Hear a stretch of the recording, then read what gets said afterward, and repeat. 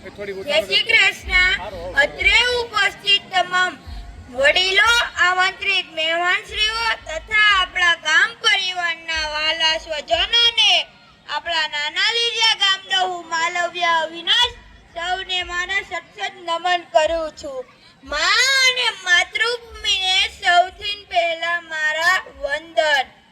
એક કદાચ પિતાએ આપેલા શ્રેષ્ઠ સંસ્કારો પૈકી એક ગણી શકાય તો આજે હું તમને પિતા વિશે કંઈક કહેવા માંગુ છું. આપણે સૌ જાણીએ છીએ કે દરેક કવિઓ તેમજ લેખકોએ માતા અને તેના માતુને ઉપમા આપી છે, પરંતુ ક્યારે પણ પિતા વિશે ઉપમા આપવામાં આવી જ નથી. તેના વિશે લેખ પણ લખવામાં આવ્યો નથી. બાળકો નાના હોય ત્યારથી મોટા થાય ત્યાં સુધી તેને માતૃપ્રેમ નિબંધ આવ્યો છે. આજ સુધી ક્યારે પણ પિતૃપ્રેમ નિબંધ નથી આવ્યો. હું માતાનો વિરોધ નથી કરતો, પરંતુ પિતાનું મહત્વ કહેવા માંગુ છું. પિતા શબ્દ તો સૌ જાણે છે, પરંતુ તેનો કોઈ મર્મ જાણે છે નહીં.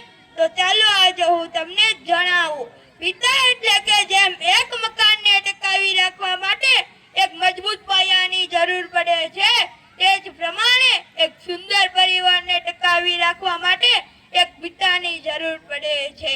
પિતાની હાજરી સૂરજ જેવી હોય છે. શું પિતાની હાજરી એક સૂરજ જેવી હોય છે?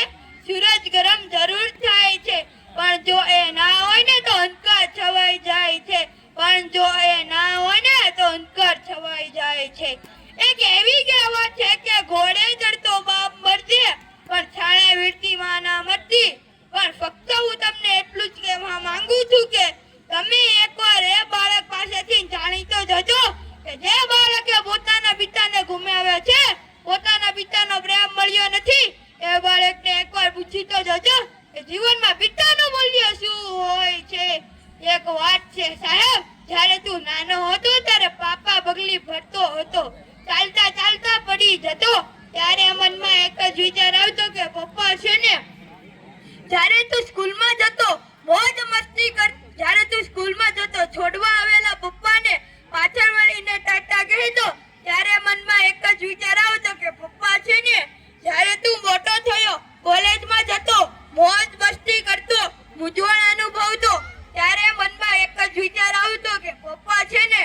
પણ તારા લગ્ન બાદ તારી પત્નીને કહેવાથી તારા પપ્પાને વૃદ્ધાશ્રમમાં મૂકતા તને એ વિચાર કેમ ન આવ્યો કે પપ્પા છે ને. બસ અહીં બેઠેલા તમામને મારે એક જ વિનંતી છે કે તમે તમારા માતા પિતાને ક્યારે વૃદ્ધાશ્રમમાં ન મૂકતા, કેમ કે એ છે ને ત્યારે જે તમે છો તેના વગર તમારું કાંઈ અસ્તિત્વ જ નથી. પણ જો તમારે જાણવું જોઈએ ને તો પપ્પા વગર તમારી ઓકાત શું છે, તો એક દિવસ તમારી શેરીમાં તમારા પપ્પા જોડે આટો મારજો અને એક દિવસ એકલા આટો મારજો.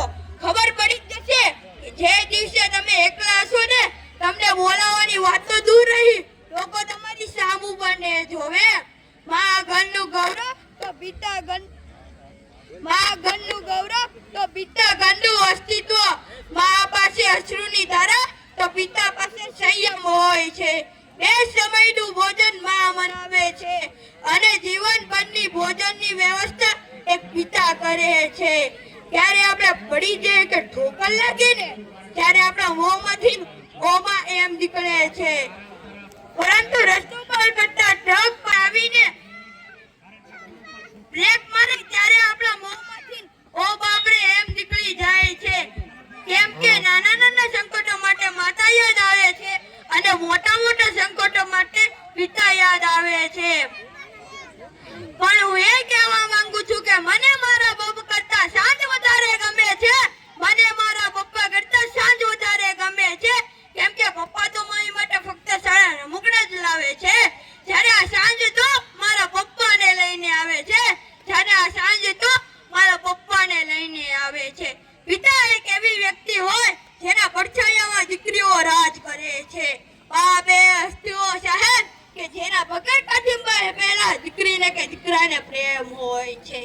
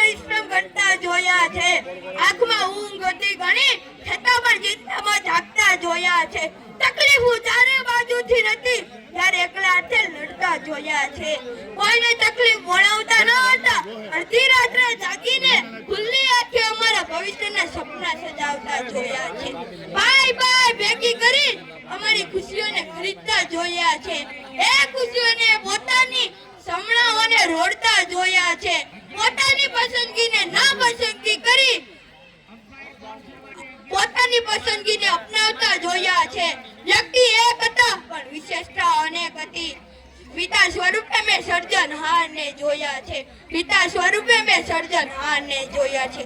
Thank you. જય હિન્દ, જય ભારત.